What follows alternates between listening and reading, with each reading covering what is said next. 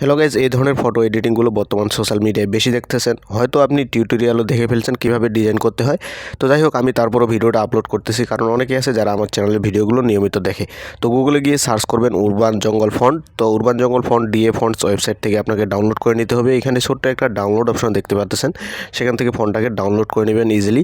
তো এরপর আমাদের কাজ হলো একটা পাহাড়ের ফটো কিংবা প্রকৃতির কোনো ফটো কালেক্ট করা। আপনি চাইলে আপনার ম্যানুয়াল তোলা, ক্যামেরা দিয়ে তোলা কোনো ফটোকে ইউজ করতে পারেন। তো আপনি যদি গুগলে সার্চ করেন তাহলে হিল ক্লাইম্ব ফটো, তাহলে আপনি অনেকগুলো ছবি পেয়ে যাবেন, যে ছবিগুলো মোটামুটি ভালো মানের, ভালো কোয়ালিটির। চাইলে আপনি সেগুলোও ব্যবহার করতে পারেন। তো আমরা এখান থেকে জাস্ট একটা ফটোকে ডাউনলোড করে নিচ্ছি। এরপরের কাজটা আমাদের ফাইল ম্যানেজারে ডাউনলোড অপশনে, সেখানে আমরা উরবান জঙ্গল জিপটাকে ডাউনলোড করেছিলাম।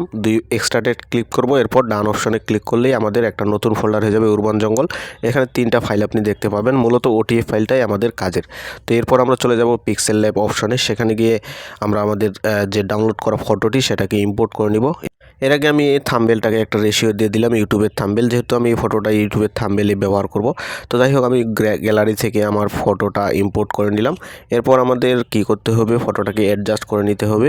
অ্যাডজাস্ট সুন্দরভাবে করতে হবে যাতে প্রকৃতিটা খুব ভালোভাবে বোঝা যায়। এরপর একটা নিউ টেক্সট অপশন থেকে একটা টেক্সট অ্যাড করে নেব। ধরুন আমি উদাহরণস্বরূপ আমার চ্যানেলের নাম দিয়ে দিলাম।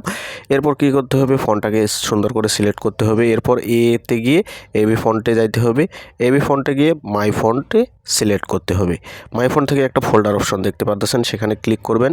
এরপর ডাউনলোড অপশনে চলে যাবেন, উরবান জঙ্গলে ক্লিক করে ওটিএফ ফাইলটাকে ক্লিক করে অ্যাড ডাইরেক্টরিতে ক্লিক করবেন।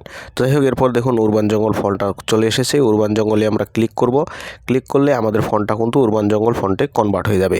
এরপর আপনি ফন্টটাকে যথাস্থানে যেখানে ইচ্ছা বসাতে পারেন, আপনার যে প্লেসটা ভালো লাগে।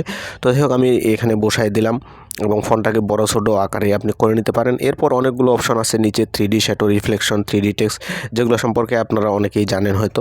এগুলো যথাযথ ব্যবহার করে আপনার ফন্টটাকে একটু ফুটিয়ে তুলতে পারেন। তো আমি এখানে একটু ফন্টটাকে 3D রোটেট করে দিয়েছি। ফন্টটাতে কিছু ইনার শ্যাডো অ্যাড করতে চাচ্ছি, তাহলে ফন্টটাতে একটা কালো কালো ভাব আসবে সাদার উপর। আমার ফন্টটা এভাবেই দেখতে ভালো লাগতেছে, তো আমি এভাবে ঠিকঠাক করে নিলাম।